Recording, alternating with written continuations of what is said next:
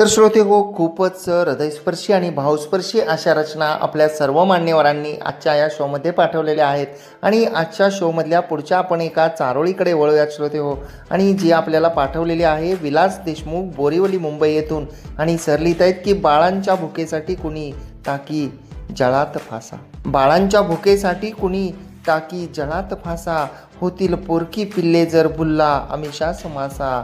होतील पोरकी पिल्ले जर भुलला आमिषास मासा. खूपच भावस्पर्शी अशी ही चारोळी होती श्रोते हो, की होतील पोरकी पिल्ले जर भुलला आमिषास मासा. कारण प्रत्येकाला भूक ही प्रिय असते आणि असं म्हटलं जातं की अन्नदान हे पवित्र दान आहे. त्यामुळे प्रत्येकाने शक्य होईल त्यावेळी शक्य होईल तेवढं तर अन्नदान हे कायम करत राहिलं पाहिजे. कारण ते आपलं एक कर्तव्य आहे, आपली एक जबाबदारी आहे. आणि श्रोते हो, आपण हे सुद्धा पाहिलं असेल की जे काही कार्यक्रम असतात त्यामध्ये अन्नाची खूप मोठ्या प्रमाणामध्ये नासाडी होते. अनेक लोक असे आहेत की नंतर अन्न पहिल्यांदा वाढल्यानंतर पुन्हा गर्दी खूप असते आणि यायला वेळ लागेल म्हणून ताटामध्ये जास्त घेऊन ठेवतात आणि नंतर आपलं पोट भरतं. ते अन्न तसंच उष्ट ठेवलं जातं आणि नंतर ते कचऱ्यामध्ये जातं. आज आपल्या देशामध्ये सुद्धा श्रोते हो, अनेक असे लोक आहेत की ज्यांना एक वेळचं जेवणसुद्धा मिळत नाही. त्यामुळं आपण कधीही अन्नाची नासाडी करू नये. आपण कुठल्याही सार्वजनिक कार्यक्रमामध्ये गेलात तर आपण आवश्यक तेवढंच अन्न घ्यावं, आवश्यकतेप्रमाणेच घ्यावं आणि अजिबात ताटामध्ये उष्ट ठेवू नये असं मला वाटतं श्रोते हो. कारण अन्नाचा प्रत्येक कण हा महत्त्वाचा आहे. तो कण उगवण्यासाठी शेतकऱ्याला स्वतःचं रक्त गाळावं लागतं आणि ते बाजारपेठेतून आपल्यापर्यंत येईपर्यंत आपल्या जी कमवती व्यक्ती असते त्यालासुद्धा घाम आणि रक्त गाळावं लागतं. त्यामुळं निश्चितपणे आपण अन्नाचा सुद्धा सन्मान करा असं मी या निमित्तानं आपल्या सर्वांना सांगू इच्छितो श्रोते हो. आणि पुढच्या आपण एका रचनेकडे वळूयात आणि जी आपल्याला पाठवलेली आहे सौ वैशाली कुलकर्णी, पनवेल येथून. मॅडमनी भूक शीर्षकाखाली लिहिलंय, पिल्ले कोवळी इवली इवली मनुष्य अथवा माशांची. पिल्ले कोवळी इवली इवली मनुष्य अथवा माशांची. जीव तळमळे अन्न शोधण्या पाहून भूक ती बाळांची. वा. जीव तळमळे अन्न शोधण्या पाहून भूक ती बाळांची. निसर्गाचा नियम असे हा जीवो जीवस्य जीवनम. निसर्गाचा नियम असे हा जीवो जीवस्य जीवनम. दृश्य पाहुनी होतो व्याकुळ. दृश्य पाहुनी होतो व्याकुळ. निसर्गापुढे आपण हतबल. निसर्गापुढे आपण हतबल. आणि खरंच निसर्गाच्या या चक्रापुढं आपण खरंच हतबल आहोत. कारण एकाला पोट भरण्यासाठी एकाचा जीव घ्यावा लागतो. कारण हा निसर्गाचा नियम असल्यामुळं हे निसर्गचक्र जे आहे हे चालत राहील श्रोते हो. आणि या सुंदर अशा वास्तवता मांडणाऱ्या या रचनेनंतर पुढच्या एका आपण चारोळीकडे वळूया आणि जी आपल्याला पाठवलेली आहे कवी आर प्रकाश, माजलगाव, जिल्हा बीड येथून. आणि बाप शीर्षकाखाली सरांनी लिहिलंय की राबणाऱ्या हातांचं कष्ट पोराला कळालं पाहिजे. वा. राबणाऱ्या हातांचं कष्ट पोराला कळालं पाहिजे. कधीतरी पोराचं काळीज बापासाठी जळालं पाहिजे. कधीतरी पोराचं काळीज बापासाठी जळालं पाहिजे. वा. खूपच सुंदर आणि प्रेरणादायी अशी ही चारोळी होती श्रोते हो. आणि आपण बऱ्याचशा कुटुंबामध्ये पाहतोय की जेव्हा मुलं हळूहळू मोठी होतात तेव्हा मुलांना आपल्यावर कोणीही हक्क गाजवू नये असं वाटायला लागतं. आईवडिलांनी दिलेले सल्ले त्यांना जाचक वाटू लागतात. आपले आईवडील आपल्या हितासाठी त्या गोष्टी बोलतात हे त्यांचं मन मान्यच करायला तयार नसतं. मग त्यामधून छोट्या छोट्या प्रमाणात खटके उडतात आणि कधी कधी तर त्याचं रूपांतर मोठ्या भांडणामध्ये सुद्धा होतं. श्रोते हो, तुम्हाला माहीतच असेल की मुलं जेव्हा मोठी होतात तेव्हा त्यांचं मित्र बनून पालकांनीसुद्धा राहिलं पाहिजे असं मला वाटतं. कारण मुलांचं मन समजून घेणं हे काही तेवढं सोपं काम नसतं. आपला हेतू, आपला उद्देश हा कितीही जरी चांगला असला तरी आपण जेव्हा मुलांशी बोलत असतो, जेव्हा आपण मुलांना सांगत असतो, मुलांना काही आपल्याला महत्त्वाच्या गोष्टी सांगायच्या असतात तर त्यावेळी त्या चिडचिड न करता, न रागावता शांतपणे सांगितल्या पाहिजेत. आपण त्यांचं मनसुद्धा समजून घेतलं पाहिजे. ते ऐकून घेण्याची योग्य वेळ कोणती आहे हे सुद्धा आपण विचार केला पाहिजे. आणि सर्वात महत्त्वाचं, मुलांनी आपल्या आईवडिलांना जरी कितीही जनरेशन गॅप असला तरी आपल्या आईवडिलांना त्यांच्या बुद्धिमत्तेला त्यांच्या कौशल्याला, त्यांच्या कार्यकर्तृत्वाला कधीही कमी लेखलं नाही पाहिजे. कारण श्रोते हो, आपल्याला माहीत आहे की शिक्षणापेक्षा अनुभव हा कधीही मोठा असतो. ही गोष्टसुद्धा मुलांना खूप कळणं गरजेचं आहे. त्यासाठीच सरांनी सुंदर अशा चारोळीमध्ये लिहिलं होतं की राबणाऱ्या हातांचं कष्ट पोराला कळलं पाहिजे आणि कधीतरी पोराचं काळीज बापासाठी जळालं पाहिजे. तर श्रोते हो, या सुंदर अशा चारोळीनंतर आपण पुढच्या एका कवितेकडे वळूयात आणि जी आपल्याला पाठवलेली आहे किरण पेटे नागपूर येथून. आणि त्यांनी लिहिलं आहे की लागेल का मासा गळाला, होईल का शिदोरी पोटाची. पहा, लागेल का मासा गळाला, होईल का शिदोरी पोटाची, दिवसभर कष्ट करूनी होईल का सोय जेवणाची. प्रत्येकाला पडलेली ही भ्रांत आहे श्रोते हो, की लागेल का मासा गळाला, होईल का शिदोरी पोटाची, दिवसभर कष्ट करूनी होईल का सोय जेवणाची. गळ पाण्यात टाकूनी वाट पाहतो शिकारीची, गळ पाण्यात टाकूनी वाट पाहतो शिकारीची, लागेल का मासा हाताला, वाट पाहतो मी जेवणाची. लागेल का मासा हाताला, वाट पाहतो मी जेवणाची. तर आशेवर पूर्ण जे जग आहे हे टिकलेलं आहे. प्रत्येकजण आशेने आपलं पोट भरण्यासाठी प्रयत्न करत असतो. असे वास्तवदर्शी जे आहेत ते भाव मांडणारे ही रचना होती श्रोते हो. आणि या सुंदर रचनेनंतर पुढची सुद्धा एक भूक शीर्षकाखाली सुंदर अशी रचना आपल्याला पाठवलेली आहे सौ प्रीती महाडिक ठाणे यांनी. आणि मॅडम लिहित आहेत की भुकेला नसते वय आणि जात, वितभर खळगी कष्ट अतोनात. वा, भुकेला नसते वय आणि जात, वितभर खळगी कष्ट अतोनात, हर एक आहे परस्परा अवलंबी, हर एक आहे परस्परावलंबी, तू मला खा मी तुझवर अवलंबी, तू मला खा मी तुझवर अवलंबी, मुलांना भरवसा बापावर, मासोळ्याही विसंबित माशावर, मुलांना भरवसा बापावर, मासोळ्याही विसंबित माशावर, कोण्या एकाची भागेल भूक, कोण्या एकाची भागेल भूक, तर कोणतरी राहील विनमुख, तर कोणतरी राहील विनमुख. खरंच विचार करायला लावणारी अशी सुंदर अशी भूक शीर्षकाखालील ही रचना होती श्रोते हो. कोणतरी तर कोणतरी राहील विनमुख, असं हे सुंदर असे भाव मॅडमनी त्यांच्या रचनेमध्ये मांडलेले होते. आणि श्रोते हो, पुढच्या एका आपण सुंदर कवितेकडे वळूयात.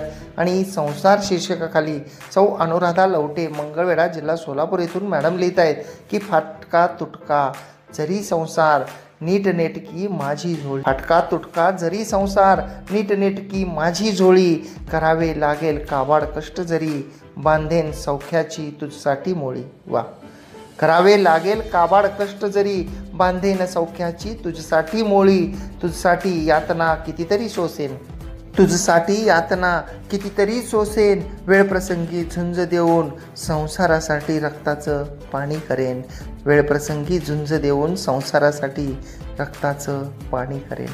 खरंच अप्रतिम असे भाव मांडणारी ही कविता होती की संसारासाठी किती सर्वोच्च कोटीचा त्याग करता येऊ शकतो आणि करायला आपण तयार असतो. जे आई असतात, वडील असतात, ते मुलांसाठी करायला तयार असतात. तर ते असे सुंदर असे भाव मांडणारी ही कविता होती श्रोते हो. आणि पुढच्या 2 चारोळ्यांमध्ये वैष्णवी मुळे चाकण येथून लिहित आहेत मॅडम नियतीचा खेळ ही या शीर्षकाखाली पहिली चारोळी त्यांनी लिहिली आहे. त्या लिहित आहेत की ठाव ठिकाणा नाही कोणास नियतीचा खेळ असा कसा, ठाव ठिकाणा नाही कोणास नियतीचा खेळ असा कसा, झाली एका घरी साजरी दिवाळी मात्र होईल दुसऱ्या घरी अमावस्या, झाली एका घरी साजरी दिवाळी मात्र होईल दुसऱ्या घरी अमावस्या. खूपच भावस्पर्शी अशी ही चारोळी होती. आणि बाप शीर्षकाखालील दुसऱ्या चारोळीमध्ये मॅडमने लिहिलं आहे की मनुष्य असो की प्राणी बाप तो बापच असतो, मनुष्य असो की प्राणी बाप तो बापच असतो, लेकरांच्या भुकेसाठी जीव स्वतःचा दावणीस लावतो, लेकरांच्या भुकेसाठी जीव स्वतःचा दावणीस लावतो. खरंच अप्रतिम अशा या दोनही चारोळ्या होत्या श्रोते हो. आणि आपल्या सर्वांना माहीत आहे की जे आपले कुटुंबातील कर्ते लोक असतात तर ते आपला जीव दावणीला लावतात. आपल्याला माहीत नसतं, अगदी महाराष्ट्र राज्य विद्युत मंडळामधील कर्मचारी असतील जे लाईटच्या पोलवर चढतात किंवा जी काही अशी कन्स्ट्रक्शन जे आहे बांधकाम क्षेत्रातली जे लोक आहेत, कामगार लोक आहेत, कॉन्ट्रॅक्टर आहेत किंवा जे लेबर वर्क करणारे आहेत, आपल्याला माहीत असेल श्रोते हो, की ते दररोजच्या दररोज आपला जीव धोक्यामध्ये घालत असतात आणि आपल्या कुटुंबासाठी रोजीरोटी कमवत असतात. त्यांचा जीव खूप मौल्यवान असतो तरीसुद्धा ते स्वतःच्या जीवाची पर्वा करत नाही. तर अशी अनेक क्षेत्र आहेत की ज्या क्षेत्रामध्ये दररोज आपल्या कुटुंबातले आई वडील कामावर जातात, सकाळी डबा घेऊन जातात आणि ते काबाड कष्ट करतात. परंतु आपल्याला ना त्यांचं काम माहीत असतं, त्यांचा त्याग माहीत नसतो, त्यांना किती रिस्क आहे हे माहीत नसतं. आपल्याला एकच माहीत असतं की ते आपल्यासाठी कमवून आणणार आहेत आणि त्यांनी आणलं पाहिजे. मग ते कसे का आणणार, ती त्यांचं कर्तव्य आहे, ती त्यांची जबाबदारी आहे. अशा स्वरूपाचे सुद्धा विचार करणारे जे आहेत ते कुटुंबातील इतर लोक असतात. तर त्यांना मी नम्रपणे विनंती करतो की कर्तव्य हे निश्चितपणे त्यांचं आहे. त्यासोबतच तुमचंसुद्धा कर्तव्य आहे की त्यांचा सन्मान झाला पाहिजे. त्यांना आपण केलेल्या कष्टाचं फळ मिळालं, कष्टाचं चीज झालं असं पावलोपावली वाटलं पाहिजे. ते घरामधले कोणीतरी स्पेशल आहेत, ते घरामधले कोणीतरी वेगळे आहेत हे त्यांना पावलोपावली जाणवून दिलं पाहिजे. तरच ते तुमच्याप्रती काम करण्याची जी त्यांची ऊर्जा आहे ती निश्चितपणे आणखी अधिक वाढेल. ते आणखी जोमाने काम करतील आणि तुमच्यासाठी सुख सुविधा आणि अन्न पाणी वस्त्र निवारा शिक्षण या सर्व गोष्टींची सोय करून ठेवतील श्रोते हो. आणि याबरोबरच पुढच्या एका आपण कवितेकडे वळूयात श्रोते हो. आणि जे आपल्याला पाठवलेले आहे सीमा देशमुख नांदेड यांनी. आणि मॅडम लिहित आहेत की संसाराचा हा रणगाडा न थकता चालवायचा, संसाराचा हा रणगाडा न थकता चालवायचा. मी उपाशी राहील पण माझ्यांना घास भरवायचा, मी उपाशी राहील पण माझ्यांना घास भरवायचा. रखरखते ऊन कळ किती सोसायची पोटाची आग, रखरखते ऊन कळ किती सोसायची पोटाची आग. सांगा कशी विझवायची भुकेल्या लेकरांची ही रांग, सांगा कशी विझवायची भुकेल्या लेकरांची ही रांग. उन्हातानामध्ये काबाड कष्ट करणाऱ्या आपल्या जे कुटुंबियातील सदस्य असतात, ज्येष्ठ सदस्य, तर त्यांचे जे कष्ट आहेत त्या कष्टाचे सुंदर असे भाव जे आहेत ते मॅडमनी त्यांच्या या रचनेमधून मांडलेले होते श्रोते हो. आणि पुढच्या एका कवितेमध्ये भाग्यश्री रुले हिरे ठाणे येथून लिहित आहेत की एक जीव फिरे वणवण पोटासाठी करी धडपड, एक जीव फिरे वणवण पोटासाठी करी धडपड. स्वतःसाठी नाही कोणताच आटापिटा ही तर आहे त्याच्या लेकराकरिताची धडपड. वा, स्वतःसाठी नाही कोणताच आटापिटा ही तर आहे त्याच्या लेकराकरिताची धडपड. तर दुसरा जीवही तगमग करी, तर दुसरा जीवही तगमग करी.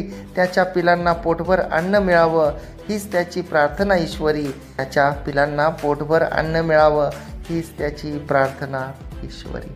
खरंच अप्रतिम असे भाव मांडणारी ही कविता होती श्रोते हो. की पोटासाठी किती धडपड करतात कुटुंबातले ज्येष्ठ सदस्य असतील, आई वडील. तर श्रोते हो, आपण त्यांचा सन्मान केला पाहिजे हे मी वारंवार या शोमध्ये म्हणतो आहे. त्याचं कारण असं आहे की काळ बदलतो आहे, पिढी बदलते आणि जे संस्कार आहेत त्या संस्कारांमध्ये सुद्धा कुठंतरी कमतरता येते. एक लक्झरियस लाईफ, एक ऐश आरामाची जिंदगी जी आहे ती प्रत्येकाला हवी आहे. आणि अगदी मजुरी करणाऱ्या आईवडिलांची सुद्धा मुलं जी आहेत ते खूप मोठ्या अपेक्षा करतात आणि त्या अपेक्षांच्या ओझ्याखाली ते खूप मोठमोठी स्वप्न पाहतात, मोठमोठ्या गोष्टींची स्वप्न पाहतात आणि ती खूप कमी वेळेमध्ये पूर्ण झाली पाहिजे आणि ती आईवडिलांनी केली पाहिजे अशा ज्या अपेक्षा ते बाळगतात. त्यामुळं निश्चितपणे जे कमवते असतात, आई असतील वडील असेल, तर त्यांच्यावर एक अनपेक्षित असं ओझं त्यांच्या मनावर येतं आणि त्यांच्या तुटपुंज्या पगारामध्ये, तुटपुंज्या उत्पन्नामध्ये सर्व गरजा भागवणं शक्य होत नाही आणि मग त्यानंतर त्या ठिकाणी खटके उडण्यास सुरुवात होते. बऱ्याच वेळा खूप श्रीमंत असणारे लोकसुद्धा म्हातारपणी आपल्या आईवडिलांकडे लक्ष देत नाहीत, त्यांच्या दवाखान्याची काळजी घेत नाहीत. एवढंच नाही तर त्यांना वृद्धाश्रमामध्ये सुद्धा सोडतात श्रोते हो. तर खरंच ही खूपच दुःखदायक अशी ही घटना आहे आणि आपल्या भारतीय संस्कृतीमध्ये तर ही निश्चितपणे अशोभनीय अशी घटना आहे. तर मला असं वाटतं की नात्यांचा सन्मान करा, एकमेकांशी मनमोकळं बोला, एकमेकांशी वादविवाद टाळा. एवढंच नाही श्रोते हो, तर कधी मुलांचं ऐकून घ्या. ते अगदी किती का लहान वयाची मुलं असेनात, अगदी पहिली दुसरीतली मुलं असो, त्यांच्यासुद्धा मताचा आदर केला पाहिजे, त्यांचं पूर्ण ऐकून घेतलं पाहिजे. आपल्याला माहीत आहे की जर त्यांचं आपण ऐकून घेतलं आणि त्यांना आपण समजावून सांगितलं तर निश्चितपणे मुलंसुद्धा ऐकतात. त्यामुळं आपण सर्वांनी एकमेकांना समजून घेत जी गमवती व्यक्ती आहे त्याचा आदर करत करत आपला हा जीवनाचा प्रवास जो आहे तो आपल्याला सर्वांना करायचा आहे श्रोते हो. आणि आपण ऐकत आहात रेडिओ पुणेरी आवाज 107.8 FM. आणि आपण हा खेळ शब्दांचा या कविता व चारोळ्यांच्या शोमध्ये आहात. आनंदी रहा, आनंद लुटा.